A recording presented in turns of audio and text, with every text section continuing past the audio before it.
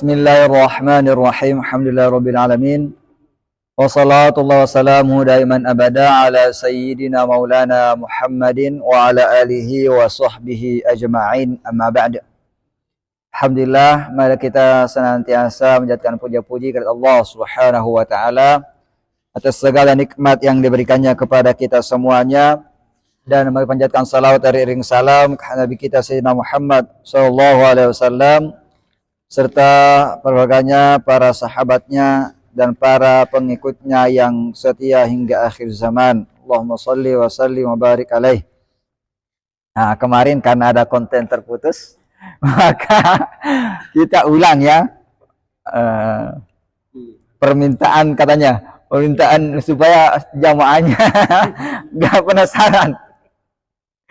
Baik, sekarang kita langsung di bagian kedua, halaman 46, huruf shad. Nah, itu huruf shad, setelahnya ada alif. Nah, maka pengucapannya sholihin, sholihin. Kemudian huruf shad yang tidak ada alif setelahnya shawaba, shawaba. Bagaimana? Sholihin dan shawaba. Nah, sholihin. Karena sholihin tingkatan pertama itu ada alif setelahnya. Kemudian shawaba tingkatan kedua tidak ada alif setelahnya. Kemudian ketiga suwarakum, suwarakum, suwarakum. Nah, tingkatan mana? Shawaba dan suwarakum. Nah, baik. Nah, sekarang tingkatan kelima kita baca kasrah. Sirata, sirata. Itu mana? Suwarakum dan sirata. Nah, sekarang yang ketingkatan keempat, sukun. Sukun ini mengikut ke tingkatan harakat sebelumnya. Kalau sebelumnya huruf berharakat fathah, maka ia kembali ke tingkatan fathah. Nah, maka bacanya ashab, ashab. Nah, kemudian sebelumnya dhammah, yuslih, yuslih. Kemudian sebelumnya kasrah, isbir, isbir. Nah, baik. Huruf shad ini dia istilah, tapi tidak berpengaruh pada bibir. Nah, sebagaimana kita sebutkan tadi. Jadi ketebalannya hanya berpengaruh pada naiknya pangkal lidah. Bibir gak usah berbulat. Nah, sebagaimana yang disebutkan, kecuali tadi berkat dhammah seperti suwarakum. Baik. Sekarang yang ketiga, huruf dhad tidak berpengaruh di bibir kecuali dhammah.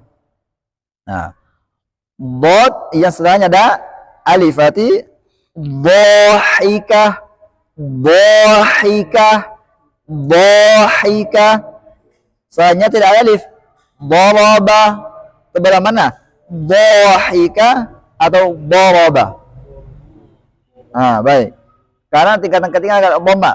Duriba, duriba. Sebelah mana? Daraba, duriba. Ah, baik. Sekarang tingkatan kelima yang kasrah. Boiza, boiza. Sebelah mana? Duriba, boiza. Nah, baik. Sekarang tingkatan keempat yang sukun, mengikut sukun ini mengikut tingkat ketebalan harakat sebelumnya. Kalau fathah berarti kembali ke tingkatan fathah. Nah, berarti yauhakun. Ingat, yang sukun kentaranya, istitoranya harus kentara. Yauhakun, yauhakun. Nah, kemudian sebelumnya dhammah, mughrah, mughrah. Sebelumnya kasrah, famanil turra, famanil turra. Ah, baik. Kemudian ghain. Ini enggak ada pangkalnya sama bibir juga. Nah, hanya ketebalan dipanggil dia terangkatnya lidah ya. Nah, berarti yang ada alif setelahnya ghafir, ghafir. Yang tidak ada alif setelahnya ghairi. Itu mana? Ghafir atau ghairi? Nah, baik. Sekarang yang dhammah tingkatan ketiga. Gulam, gulam. Itu mana? Ghair atau gulam. Baik, sekarang yang kelima, yang kasrah. Ghillin, ghillin, ghillin. Bagaimana? Gulam atau ghillin? Baik, sekarang tingkatan keempat yang sukun, mengikut ke tingkat harakat seluruhnya. Wa awtasha, wa awtasha, wa awtasha. Kemudian yang dhamma yuni, yuni. Kemudian yang kasrah anidu, anidu, anidu. Kemudian po istilah juga, nggak ada padanya di bibir. Ta'i'ina, ta'i'ina, ta'i'ina. Ya, sekarang tidak ada alif setelahnya. Talaqaha, talaqaha. Terus mana? Ta'i'ina atau talaqaha. Baik. Sekarang yang ketiga. Waquri, waquri. Terus mana? Talaqaha atau waquri. Sekarang yang berkat kasrah. Bimusaytir, bimusaytir. Terus mana? Waquri atau bimusaytir. Sekarang tingkatan yang keempat, yang sukun. Tingkatan sukun ini mengikut ke tingkat harakat huruf sebelumnya. Sekarang yang fathah. Wa atagha, wa atagha, wa atagha. Kemudian yang dhamma. Wa yut'imuna, wa yut'imuna, wa yut'imuna. Kemudian yang kasrah. It'am, it'am, it'am. Kemudian yang qaf, istilah, ingat, tidak berpengaruh pada bibir. Yang ada alif setelahnya qala, qala, qala. Yang tidak ada alif setelahnya qarar. Tepat mana? Qala atau qarar? Sekarang tingkat yang ketiga adalah dhamma. Yaqulu, yaqulu, yaqulu. Tepat mana? Qarar atau yaqulu? Qarar. Sekarang yang kelima, qila. Tingkatan mana? Tepat mana? Qila atau yaqulu? Sekarang yang tingkat keempat, sukun mengikut tingkatan harakat sebelumnya. Taqaharu, taqaharu, taqaharu. Kemudian apa lagi? Iqanuti. Maaf, salah. Uqanuti, uqanuti, uqanuti, uqanuti. Kemudian yang kasrah iqra, iqra, iqra. Sekarang yang dhad. Huruf bukan dhad, huruf Allah. Maaf, salah ya. Huruf Allah. Yang ada alif setelahnya. Zahirin, zahirin, zahirin. Yang tidak ada alif setelahnya. Walamtum, walamtum.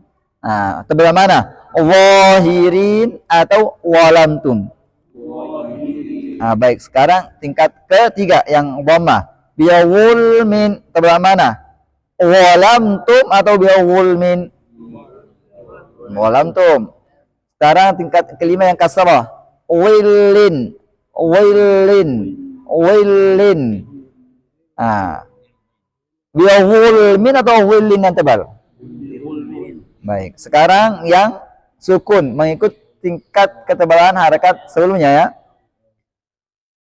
Awfarakum, awfarakum, awfarakum. Sekarang yang dhammah. Tuhirun, tuhirun. Kemudian yang kasrah. Wa hafidnaha, wa hafidnaha, wa hafidnaha.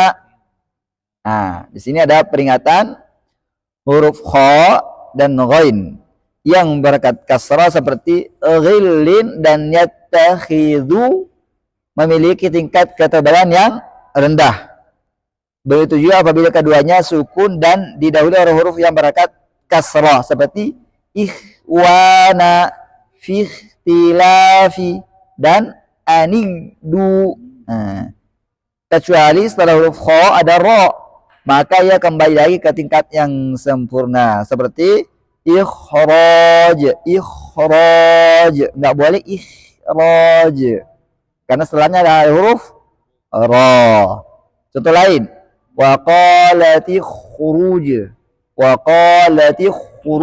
ini kan ada ra setelahnya, nggak boleh waqalati khuruj. Harus tebal kembali sempurna, waqalati khuruj. Baik, maka jangan dikira atau dikatakan bahwa tingkatan terendah daripada huruf isti'la sama dengan tarqiq atau tipis, tapi tingkatan tersebut lebih tinggi daripada tarqiq walaupun berkat kasrah, karena harakat kasrah pada huruf isti'la hanya mengurangi ketebalan dan tidak membuatnya tipis. Baik, sebagaimana dikatakan oleh ulama tahqiq bahwa isti'la yang berkat kasrah tidak menghilangkan sifat isti'lanya. Sebagaimana disebutkan sini oleh Syekh Muhammad bin Ahmad Mutawalli Asy-Syafi'i Al-Khalwati dalam sebuah jawabannya. Nassu bi anna harfa isti'la'i mufakhamun min ghairi mastisna. Para ulama menyebutkan bahwa huruf isti'la dibaca tebal tanpa terkecuali, tanpa ada istisna, tanpa ada pengecualian. Lakin wajadna, yang bertanya berkatakan, tapi kami mendapatkan seperti kata ghillin dan yattakhidhu muraqqaqan fima pada alaina ukhida, dibaca tarqiq pada bacaan itu untuk atas kami untuk membacanya. Fama jawabu hadil mas'alah indakum, maka apa jawaban permasalahan ini menurutmu wahai Syekh Ahmad Mutawalli? Maka ia mengatakan fatudihuhu bittali, maka penjelasannya sesuai dengan berikut ini. Apa itu? Yang pertama, yahdis salamu awalan ilaikum wa ba'du fal jawabu durwan yunawwamu. Yang pertama saya ucapkan salam, assalamualaikum. Selanjutnya jawaban merupakan mutiara tersusun, berbentuk susunan nawaman. Huruful isti'la'i fukhima mutlaqan, bahwa huruf isti'la itu dibaca tafkhim secara mutlak. Wa qila bal ma kana minha mutbaqan, dan dikatakan bahwa yang dibaca tebal itu adalah hanya yang memiliki sifat itbaq. Apa? Soto dodo. Sod, ko, bo, dan Allah. Wal awwalu as-sawabu indal ulama, dan yang pertama itulah yang benar menurut ulama, artinya semua huruf isti'la itu tebal. Walakinnal itbaqa kan afhama, akan tapi itbaq itu lebih tebal daripada isti'la yang tidak memiliki sifat itbaq. Tsummal mufakhamatu anhum atiyah ala maratibin salas wahiyah.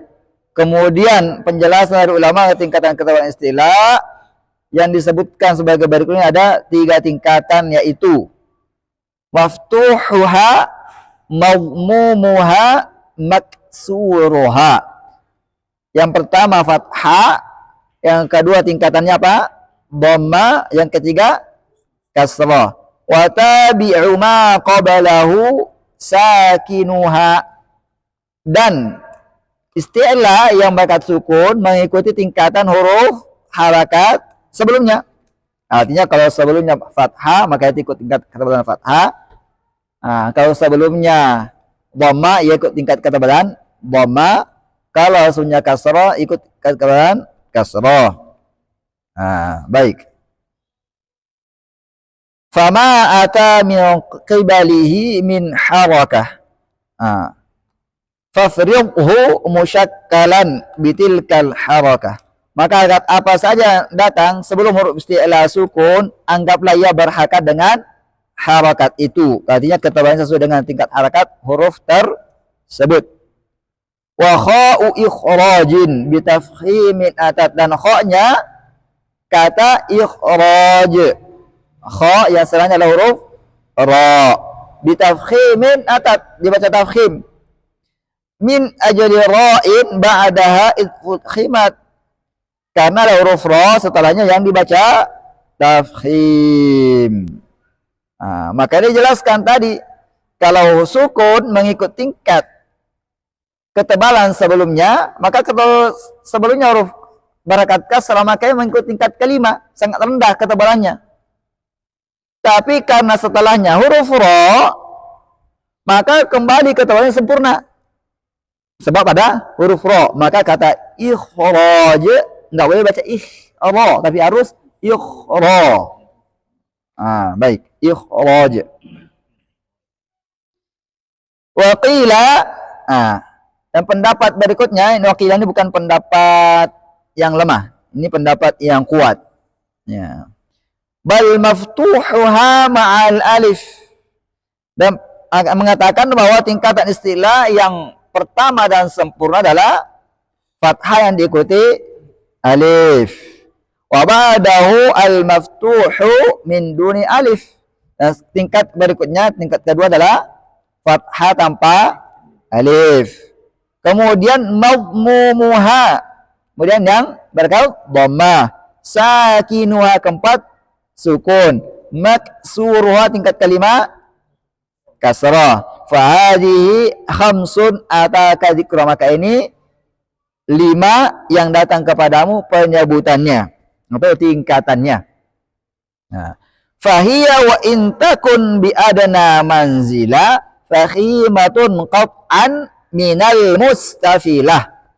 Maka walaupun huruf isti'la berharokat kasrah pada tingkatan terendah daripada huruf isti'la, ia tetaplah tafkhim dari huruf yang memiliki sifat istifal. Fala yuqalu innaha raqiqah, maka huruf istilah berkat kasrah ini walaupun tingkatnya rendah seperti ghillin dan nattakhidhu, tidak boleh dikatakan raqiqah atau tipis. Tadi dia sebagaimana sifat lawannya. Lawan istilah apa? Tarqiq atau istifal. Istifal ini baca tarqiq karena turunnya lidah, otomatis suaranya di tarqiq. Maka tidak boleh disifati dengan sifat lawannya itu istifal yang dibaca tipis. Tilka hiyal haqiqah. Itulah sebuah hakikat. Fala takun mustashkalan liqaulihim, maka janganlah kamu mempermasalahkan ucapan mereka. Fakhimatun fi kulli halin ulim, karena dia kata bahwa huruf istilah itu dibaca tafkhim dalam setiap tingkatannya. Wal ikhtibaru syahidun liqaulina, dan pengucapaan terhadap bacaan tersebut syahidun liqaulina, merupakan bukti atas ucapan kami.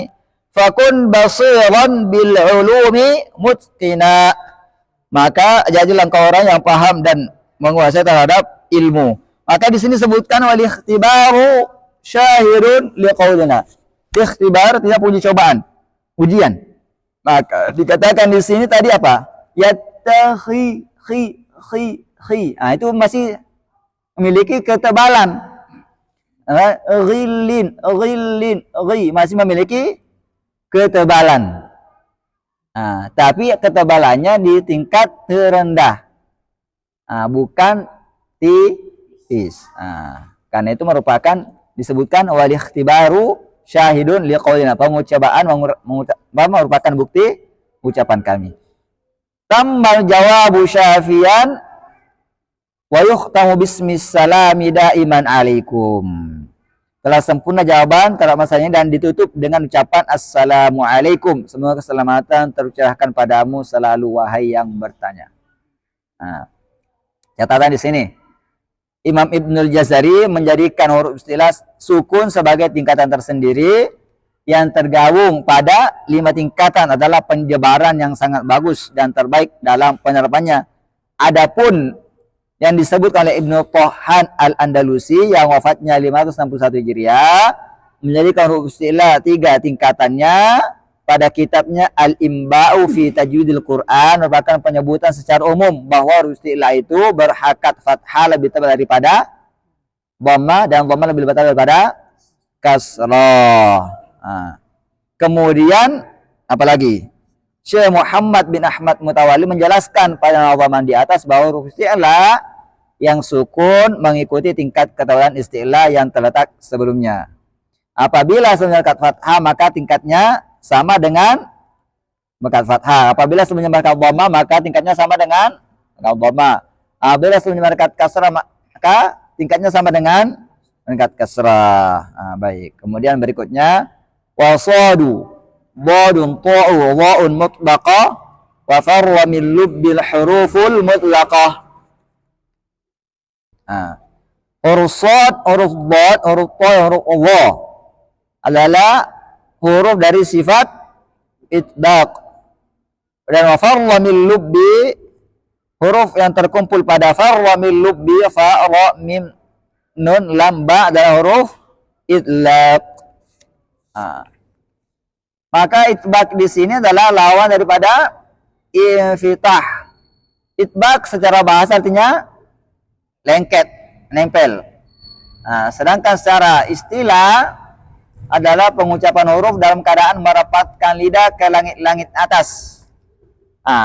Maka kalau isti'la yang terangkat hanya pangkalnya doang atau pangkalnya saja begini, maka ketika dia itbaq hampir keseluruhan terangkat. Jadi bedanya kalau istilah hanya pangkalnya, kalau itbaq keseluruhan, itu mayoritas lidah terangkat. Maka ketika kita mengucapkan huruf itbaq ini, kita tidak bisa membuka mulut atau merenggangkan bibir, karena ia harus menutup lidahnya ke langit-langit atas hampir keseluruhan, karena shad dia turun ke gigi seri bawah. Kemudian huruf wa, kalau yang punya titik, dia turun ke ujung gigi seri atas. Ujung lidahnya turun ke ujung gigi seri atas.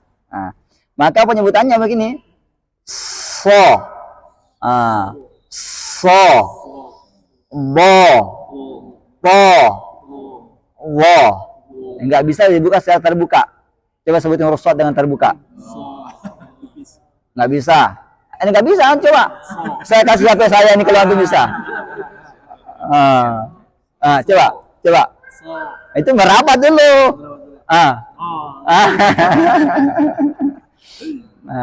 Toh bisa? Buka. Apalagi bot bisa?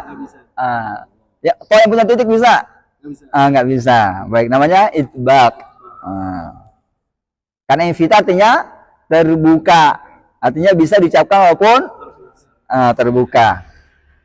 Contoh istilah yang infitah bisa terbuka, qaf, qa. Tetap tebal kan? Karena dia bukan itbaq. Qa, karena dia sifatnya istilah sekaligus infitah. Qa. Apalagi istilah sekaligus infitah. Kha. Ini bisa karena istilah yang berwarna ini doang, ini pangkal, bukan sampai keseluruhan ke ujung. Berarti kha, istilah dan infitah. Kemudian apa lagi? Ghain. Gha, istilah sekaligus infitah. Baik. Maka perbedaan istilah dan itbaq adalah kalau itbaq apa tadi? Secara keseluruhan dari pangkal lidah ke ujung terangkat mengikuti langit-langit sini. Artinya hampir keseluruhannya menempel atau terangkat. Tapi kalau istilah yang terangkat hanya pangkalnya, itu perbedaan adalah istilah dan itbaq. Kemudian kita bahas idlaq, lawan dari sifat ismat. Menurut bahasa artinya fasih, Yang ismat istilah adalah huruf yang pengucapannya mudah karena makhrajnya dari ujung lidah dan bibir. Hurufnya ada 6. Apa itu? Farra min lubbin. Fa, ra, lam, nun, mim, ba. Nah, kalau tidak ada huruf idlaq pada susunan kata rubai, artinya rubai ini kata yang terdiri 4 huruf, namanya rubai. Atau khumasi, kata yang terdiri daripada 5 huruf.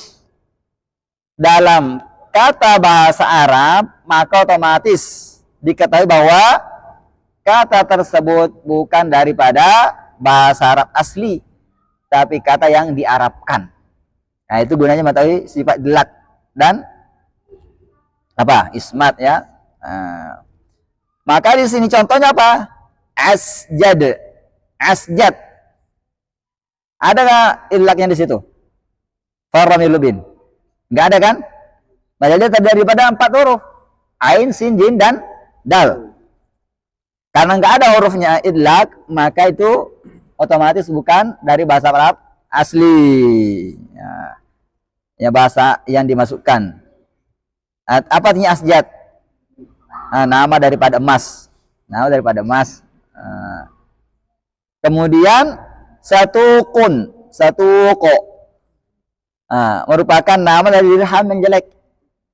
Satu dirham yang jelek. Ini tadi 5 huruf. Sin, ta, waw, qaf. Berapa? 4 ya? 4. 4 berarti ya. Satu kun. Maka ia otomatis bukan apa? Berasal daripada bahasa asli karena tidak ada huruf idlaq di antaranya. Baik. Sifat idlaq dan ismat ini tidak dia ada kaitannya dengan tajwid, tapi kaitannya dengan ilmu saraf.